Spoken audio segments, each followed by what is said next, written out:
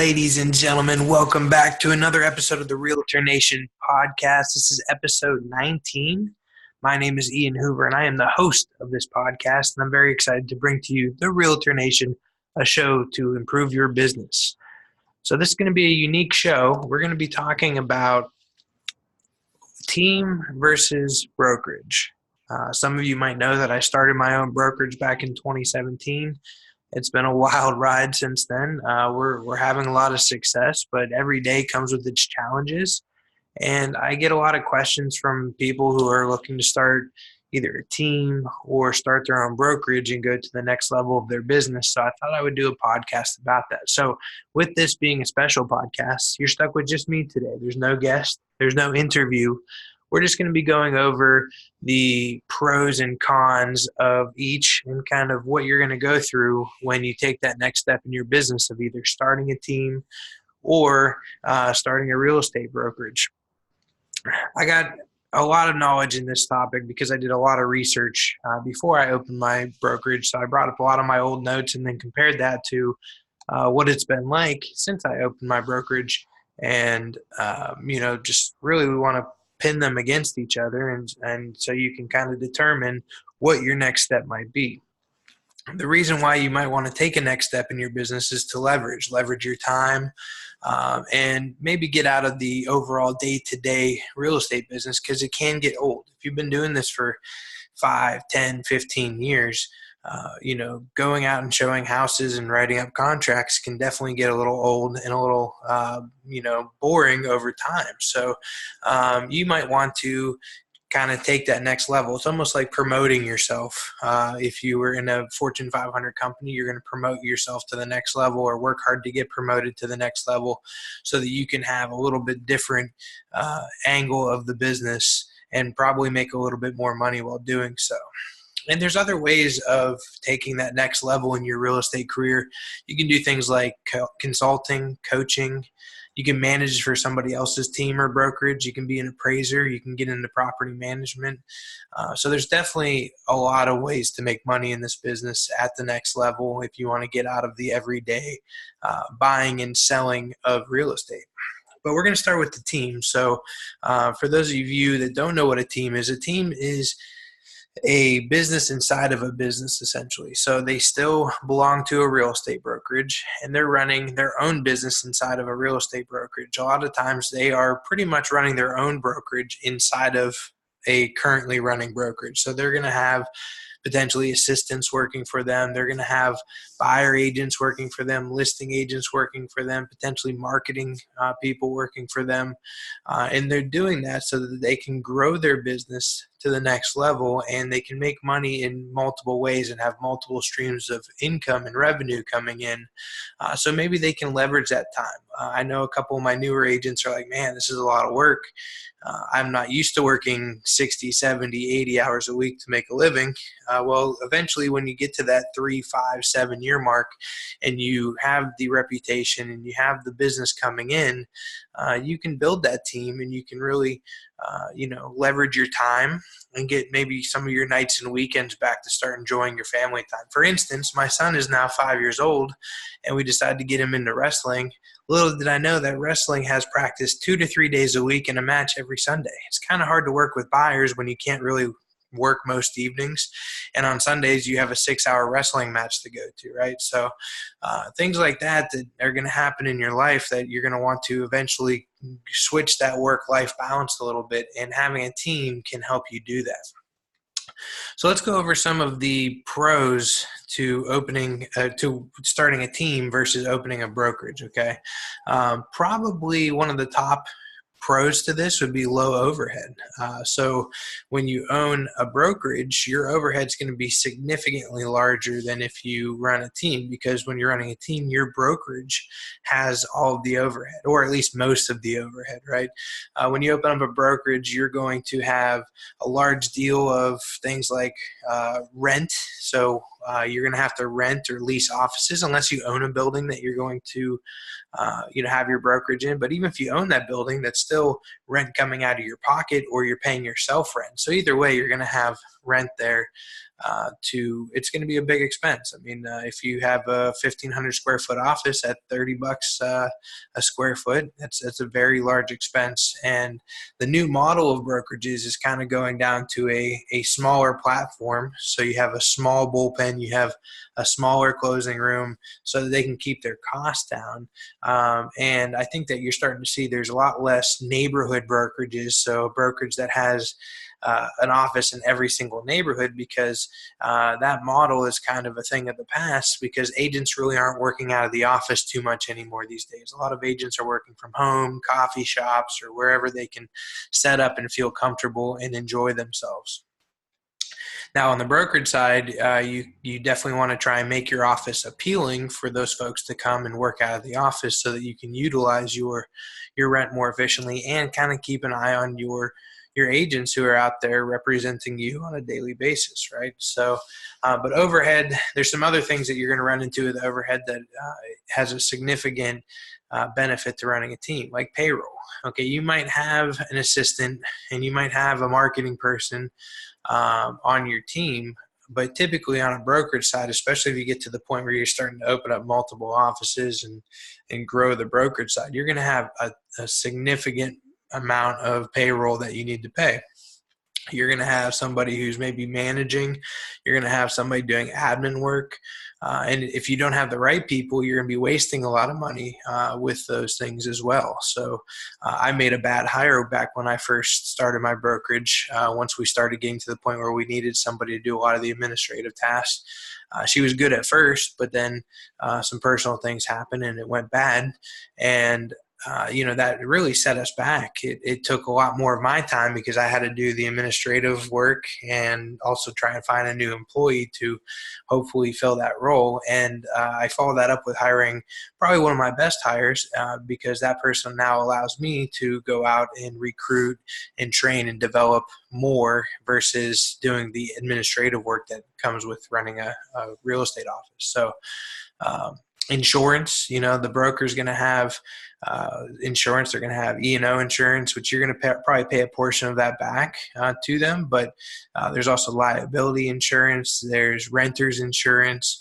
So there's a lot of extra insurance that your broker is going to have to pay for that you as an agent don't have to pay for.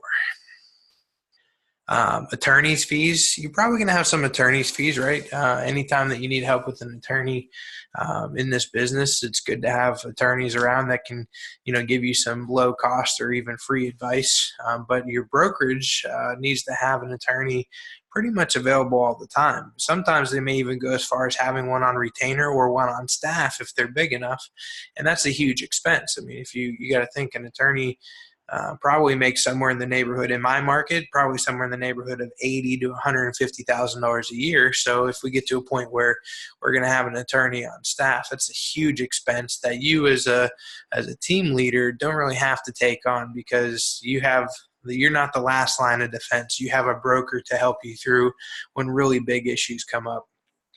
So that's a huge benefit to running a team, is that while some of the liability falls on you, the broker is also liable for those things, and most of the time even more liable than you are. So it's good to involve your broker, and it's good to not have to worry about being that last line of defense when opening your real estate brokerage. You have some other things like phone systems, internet, utilities, software platforms. That all add up significantly to the bottom line as a real estate brokerage that you really don't have to have if you're on a team, especially if your real estate brokerage has a lot of those tools that you need to run your business successfully. I'm not saying you're not going to have any of these expenses, but for the most part, your expenses are going to be significantly lower running a team than owning a real estate brokerage. And then, again, last line of defense, I can't stress how huge that is.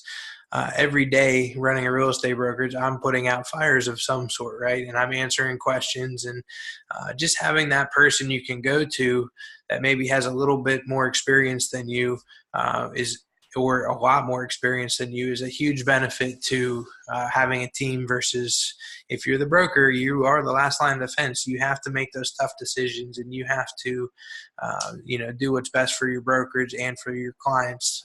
And you have to have everybody's, thoughts in mind. Like, for instance, if an issue comes up and it's one of your best agents and you don't really have their back, and you go against what they want to do, that could cost you a really good agent. And that's something that they might switch brokerages. And you have to be very, very strategic with every move that you make when you own a real estate brokerage. And when you own a team as well, you have to be strategic, but it's a lot different, to be honest with you.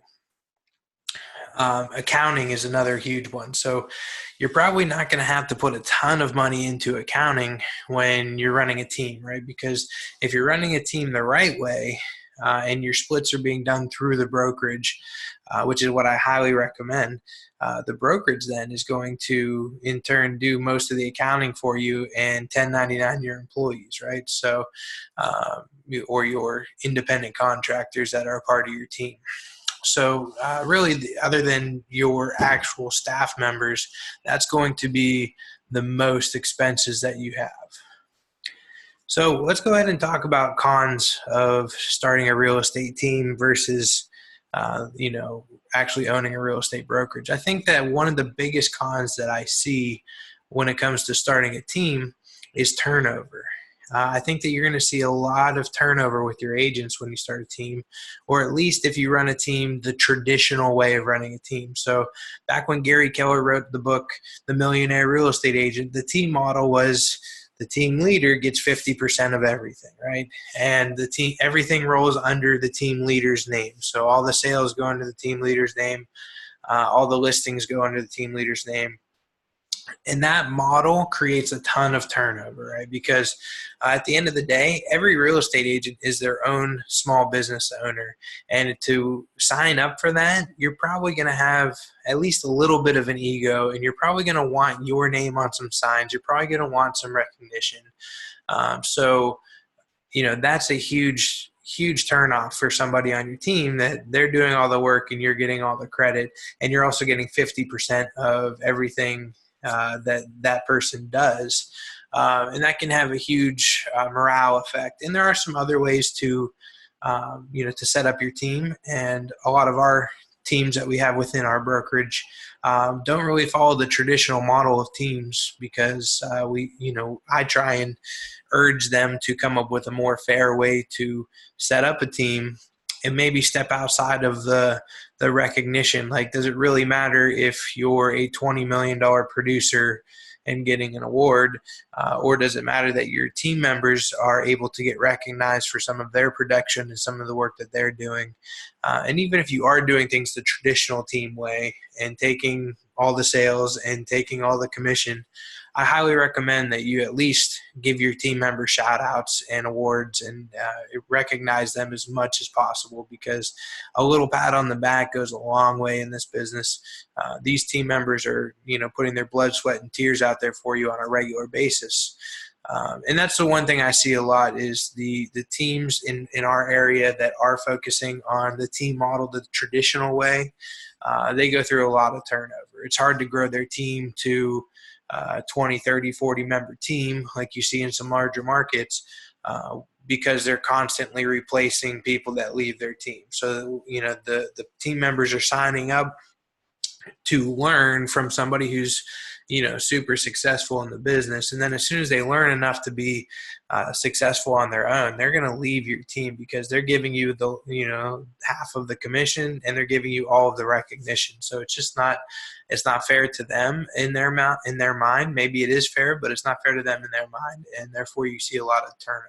So I actually know a couple teams in our local market that they actually go through complete turnover, because they're not always focusing on recruiting. So they'll build up a 15-member team, and by the end of the year, they're down to 2 or 3 members. And then January rolls around and they're rebuilding their team all over again. That's got to be super frustrating. And I think on the brokerage side, you don't see as much of that turnover. There's still turnover. There's always going to be turnover because there are people out in the market that are constantly trying to recruit your agents, right? And that's the same thing on teams too. There's constantly other brokerages that are still going to be trying to take your team members as well. So I think that turnover is definitely one of the cons of running a team and really running a brokerage as well. You're going to deal with that as well, just not as much as you probably will deal with it on a team, especially if you're running a team the traditional model. Giving up part of your commission is another con, but it also can be a positive too, right? So if by giving up part of your commission, you're also in turn able to use that time to generate more leads for you and your team, and that allows you to grow exponentially over time, and you end up making more money as a result, because that's really why we're in this business, right? It's not for the glamour and the awards, it's for making money, right? At the end of the day, that is why you're here. At least I hope that's why you're here. So building a team can help you with the end goal of making money, right? So you can leverage your time by having buyer agents that'll go show houses in the evenings, that'll do your open houses for you. And in turn, you use that extra time to bring in more leads, because that should be what you're very good at this point in your career. If you're thinking about opening a team or brokerage, you should be great at going and getting business for your team. You can also spread your team out. If they have the availability, you can get them into networking groups. Things like BNI, I've talked about that on the podcast before, or any real referral networking group, you can get them into as many as possible. Therefore, you're not the only one out networking your business. They're going to be at the BNI group weekly telling everybody that they're John Smith on your team, and that's going to not only build your brand, but that's also going to bring in more leads for your business, as long as they're doing it the right way. Probably the largest thing to building a team that I can come up with as a con is the end game. So I'm always thinking about the end game in mind when we're making decisions moving forward, right? So what's the end game? What's the end game to me is retirement, right? What's going to happen when I'm ready to hang up the cleats and stop working, 60, 70, 80 hours a week sometimes. And when you're building a team, the end game is probably different than when you're building a brokerage, right? When you're building a team, I guess you could sell your team to another person, but more than likely that's not going to be as lucrative of a sale as if you sold a brokerage to another brokerage, right?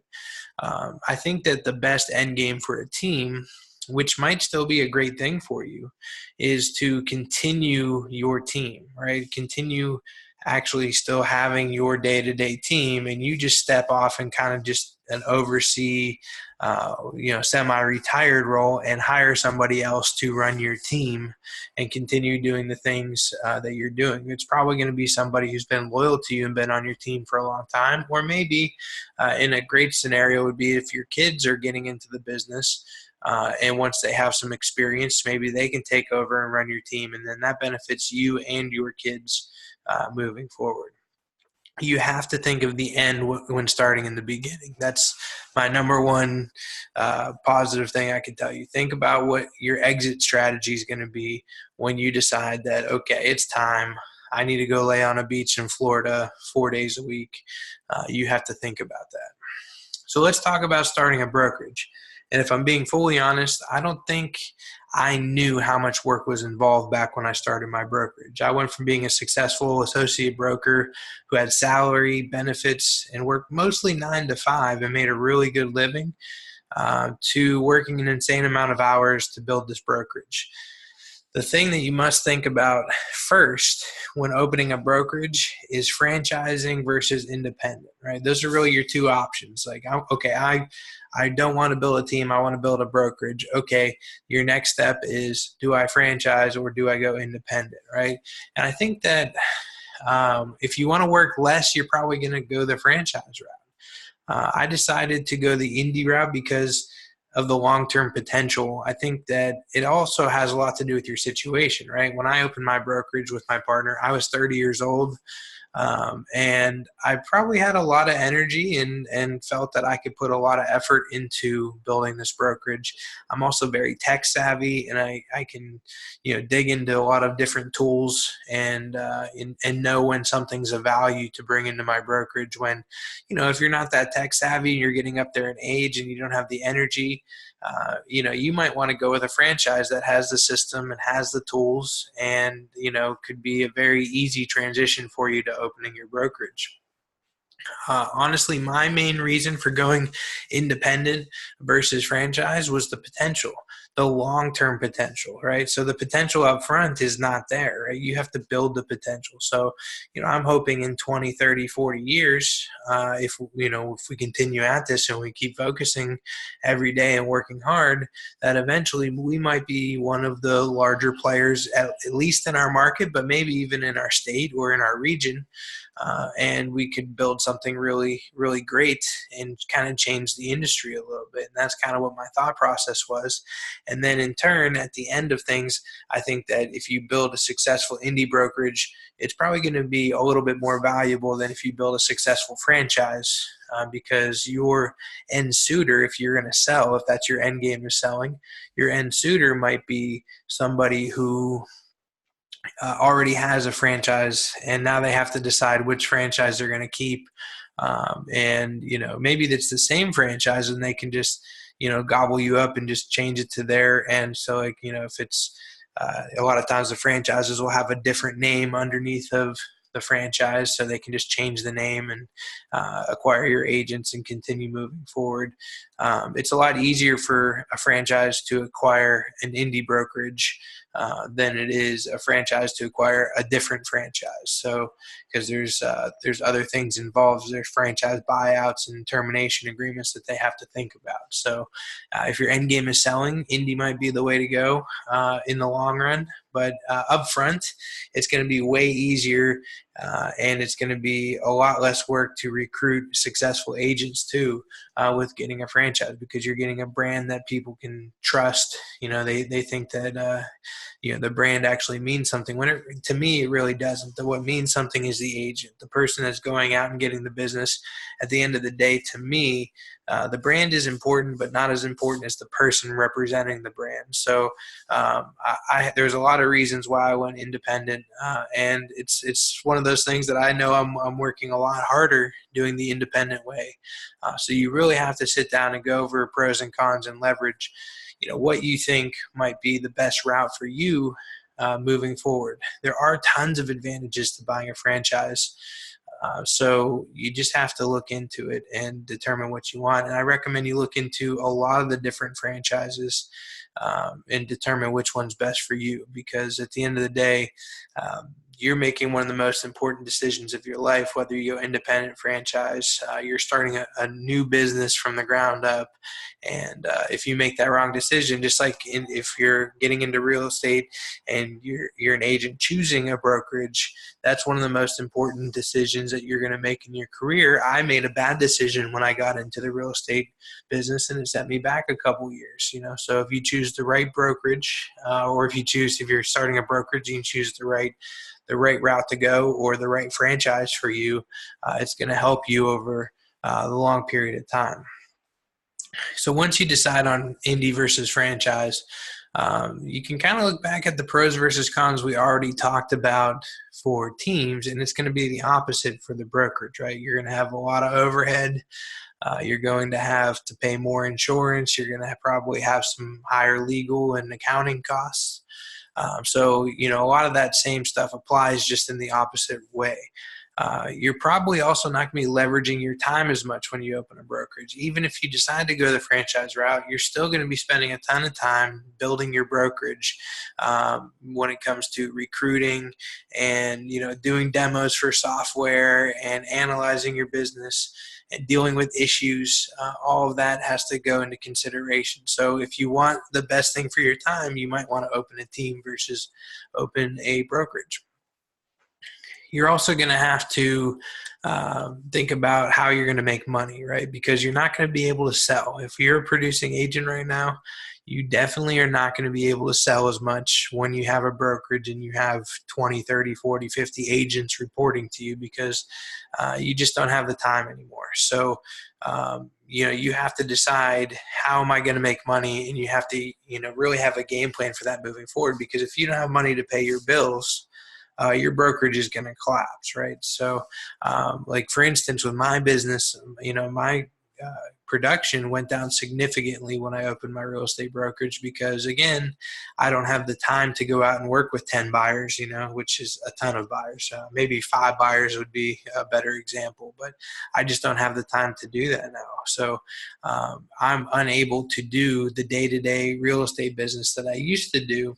I still do a little bit. I still do some listings. I still work with buyers who I think will strategically fit within my very complicated schedule.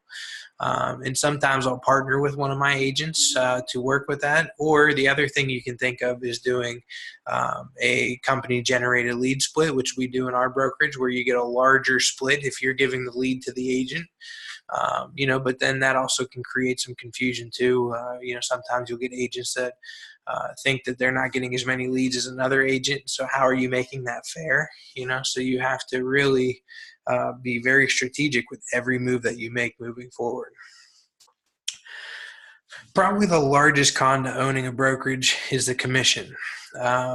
The industry has changed significantly over the years, and it's now moved from, what used to be where you're getting 50% plus of the commission as the brokerage, to now there's even 100% brokerages out there. However, I feel that the 100% brokerages is more of a marketing thing. There's always a lot of, there's fees and things that, result in not being in quite 100% of the brokerage.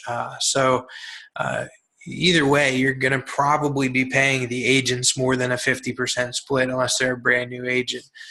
And it's a lot harder to maintain that old business model over time. So if you're getting into it and you're deciding on a franchise that's still using that old model, you have to really think about what you're getting into there, because, you're not going to, it's going to be hard for you to compete in the new world that we're in real estate, which is, most of the commission going to the agents, right? There's models that are 50-50. There's models that are 70-30.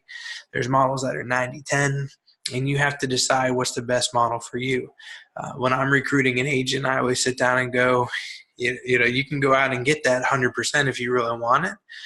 But you have to ask yourself what you're getting for that 100%, right? Because that brokerage is not going to probably invest as much time and energy in you because, maybe they have to go get their own business. That broker might have to go produce still because they're giving away a large percentage of the commission, or even all of the commission. So the commission split is a huge thing that's affecting our business.